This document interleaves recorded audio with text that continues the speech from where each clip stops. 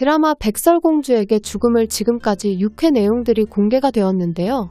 6회 마지막 장면에서 건호는 정우에게 갑자기 무릎 꿇으며 찾아왔고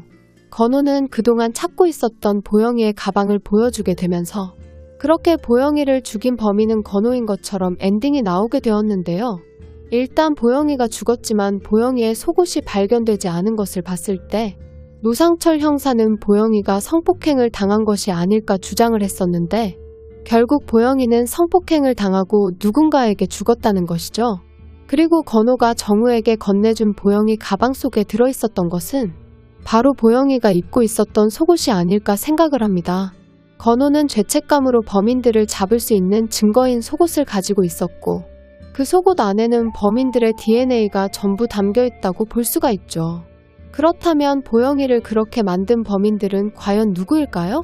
일단 건호는 그런 짓을 하고도 너희가 어떻게 형사를 하고 간호사가 될 수 있냐며 양병무 형사와 신민수 간호사를 비웃는 모습들이 6회에서 나왔었는데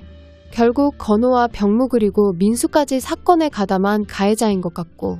상황을 정리하자면 일단 보영이는 엄마가 형부탁 아저씨와 불륜을 저지르는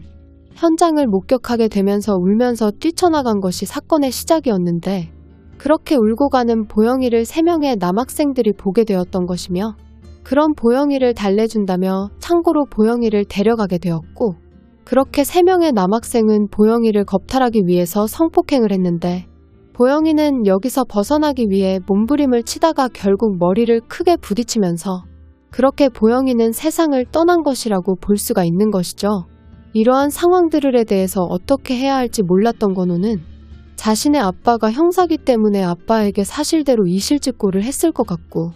여기서 아빠인 형부탁은 보영이가 애초에 자신의 불륜을 목격했기 때문에 오히려 자신의 아들의 잘못을 숨겨주는 방법이 자신의 불륜 또한 절대 걸리지 않는 유일한 방법이라고 생각해 그렇게 사건을 덮었던 것이고